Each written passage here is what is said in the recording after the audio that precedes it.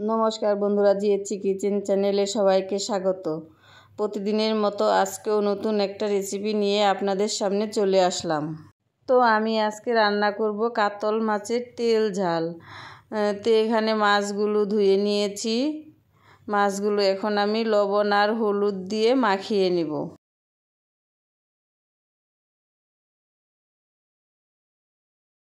তো মাছগুলো লবণ আর হলুদ দিয়ে মাখিয়ে নিয়েছি। এদিকে কড়াই বসিয়ে দিয়েছি, কড়াইতে তেল দিয়েছি, তেলটা গরমও হয়ে গেছে।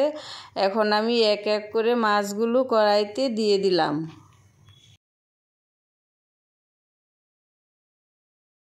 এক পাশ ভাজা হয়ে গেছে, এবার উল্টিয়ে দেব।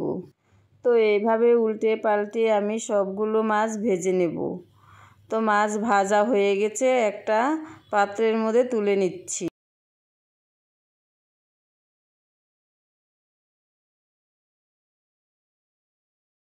তো সবগুলো মাছ আমার ভাজা হয়ে গেছে। এখানে আমি মাছের জন্য আলু কেটে ধুয়ে রেখেছি। এবার আমি পেঁয়াজ আর রসুন পেস্ট করে নেব। তো পেঁয়াজ আর রসুন আমি একটা মিক্সিং বাটিতে দিয়ে দিলাম। এবার পেস্ট করে নেব। তো এদিকে মাছ ভাজা তেলের মধ্যে আমি আবার তেল দিয়েছি। তেলটা গরম হয়ে গেছে। এবার আমি শুকনো লঙ্কা, তেজপাতা ও জিরা ফোড়ন দিয়ে দিলাম। ফোড়নটা লাল লাল হয়ে গেলে এর মধ্যে আমি আলুগুলো দিয়ে দিচ্ছি। হলুদ আর লবণ দিয়ে আলুগুলো আমি গোল্ডেন কালার করে ভেজে নেব।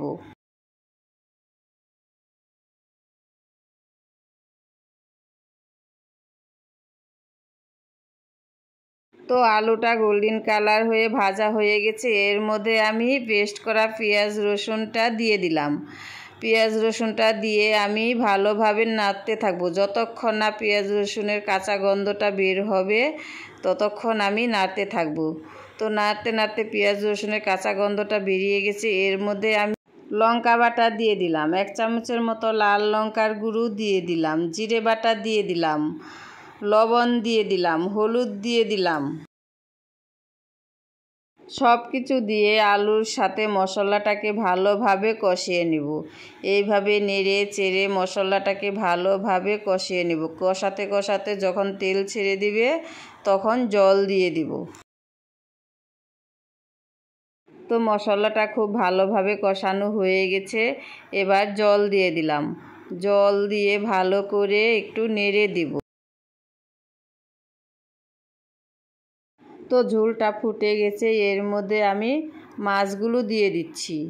এইভাবে এক এক করে আমি সবগুলো মাছ দিয়ে দিব। মাছগুলো দিয়ে একটু নেড়ে দিব।